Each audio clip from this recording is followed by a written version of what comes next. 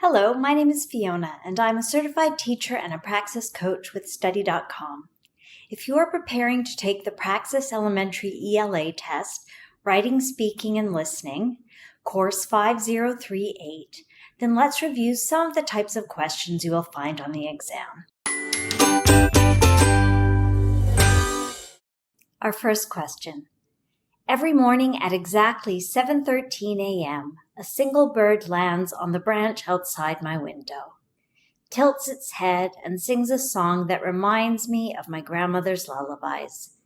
It's a predictable yet comforting routine in my otherwise chaotic life. This bird, with its gentle melody, has become my alarm clock, my morning coffee, my reminder to breathe amidst the frenzy of the world. I've come to look forward to its song, to depend on it, to find solace in its consistency. It's strange how much a small creature can have such a profound impact on my life. The excerpt is an example of which of the following types of writing? A. Persuasive, B. Informative, C. Descriptive, or D. Narrative. A persuasive type would be logic and reason used to promote one idea over another. That is certainly not the case here. Informative, nonfiction writing using facts to explain a topic. Not this either. All right, descriptive, writing where the intention is to evoke a picture in the mind of the reader. Definitely a possibility. And let's look at the last one, narrative. Telling a story using a timeline. No, I think the best answer here is descriptive. A student is working on a paper and is struggling with the traditional writing process.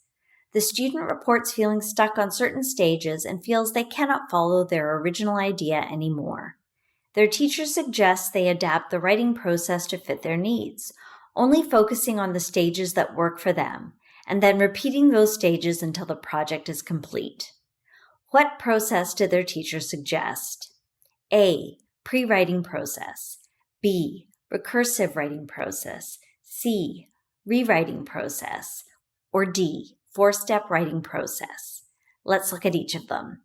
The pre-writing process is the gathering and organization of ideas. Recursive writing process is moving back and forth through the writing process until it is complete.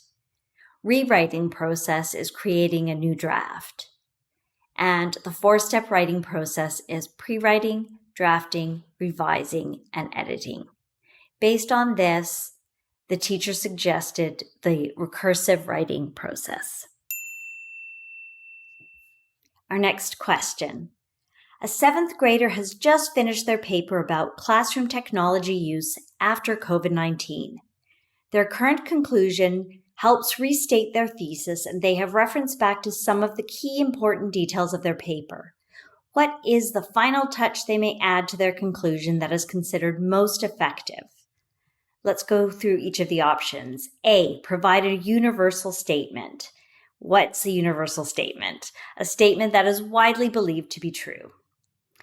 B, discuss counterclaims. So that would be rebuttals of arguments made.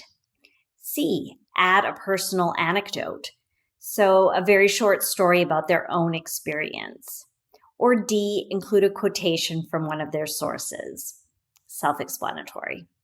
So as a student has restated their thesis and reviewed the main points of their argument, progressing into a statement of the larger significance of their topic would be a very effective conclusion. So our answer will be A. Which of the following are examples of modeled writing? Select all that apply. A. Giving students a detailed rubric to use when writing their open responses. B. Allowing students to peer review essays in groups before turning them in. C. Working through an example question with the class. D. Providing students an example essay to base the structure of their paper from. What is modeled writing? It's a specific technique whereby the teacher clearly illustrates the process of writing through thinking aloud whilst expressing their thoughts. Key aspects of modeled writing are guided instruction and collaborative learning. Therefore, B and C are the correct answers. I hope I was able to answer your questions so that you now have a better understanding of the topics you can expect to find on the test. Please remember to like and subscribe to this channel so that with Study.com's help, you will feel confident and prepared on exam day. Bye for now.